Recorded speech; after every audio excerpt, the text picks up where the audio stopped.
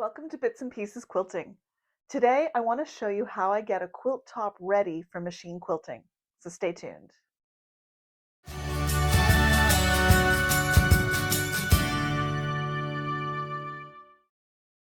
Hi, I'm Michelle, and today I want to walk you through the steps I take to get a quilt top ready for machine quilting. I spray baste my quilts. I have found over the years that that's the best way for me to get them nice and flat and ready to go under the sewing machine.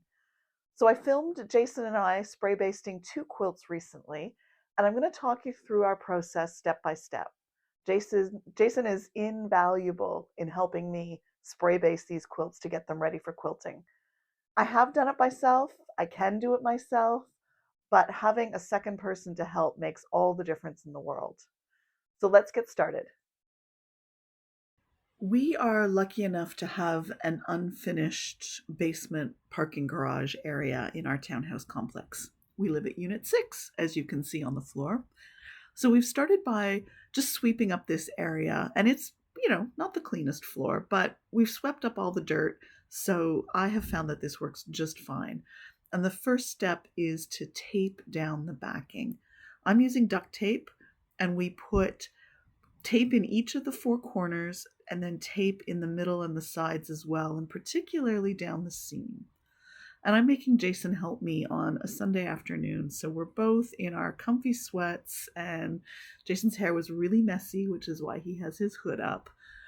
And so in my bare feet, which are nice and clean, I then apply the spray. And this is why we do it in the unfinished area of the basement, because that overspray can be pretty nasty. And you want a well-ventilated area as well. So spray that down, and then comes the batting. So we center that on the back. And we're doing 2 at a time here, because if I'm going to impose on Jason's time, then I want to make sure that I get a couple of things spray basted. In total, this took us about 25 minutes. If I look at the original video length, it's about 22 minutes, and I've sped this up just to make the video go a little faster. But after getting the batting down and all smoothed out nice and flat, I spray it again. And it's a bit of exercise. I've taken off my sweatshirt here because it is a little bit warm. So with the batting down and flat and sprayed again, it's time to lay the quilt top down. And you can see where a second person is really helpful here, just to make sure that it's nice and centered on the backing and the batting, that we have enough overlap so that when I take it to the machine, we've got all the layers for the top, the batting, and the backing. And then this is the smoothing part. I really like to be on top of the quilt because my body weight helps squish it down.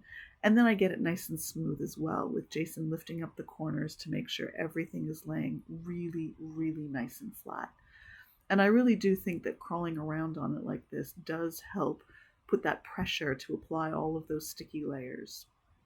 Then we take the tape off, and then we'll flip it over, and I get back on top of it again and smooth it out again, because despite how tight we've stuck the back down and how well we've pulled it, I always find I need to do this again just to smooth out any potential wrinkles that might show up in the quilt. I don't like to leave the spray basting in a quilt and then fold it up and put it in a cupboard somewhere. I just don't think that is going to lead to a really good finish. So I only spray baste either the day I'm going to quilt it or just a couple of days. If I know I can leave it sitting out draped over a chair in the living room or something, I will spray baste and leave it for a few days, but I don't fold them back up and store them in the cupboard. Thanks very much for watching this video on my spray baste process. How do you get your quilts ready for quilting? Do you hand baste them with thread? Do you use safety pins or those really fancy curved safety pins? I've even seen a powdered baste adhesive, which I've never ever tried.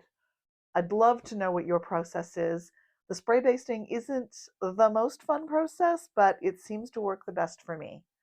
Leave a comment down below and let us know how it works for you. Thanks very much for watching, and don't forget to make the most of your fabric bits and pieces.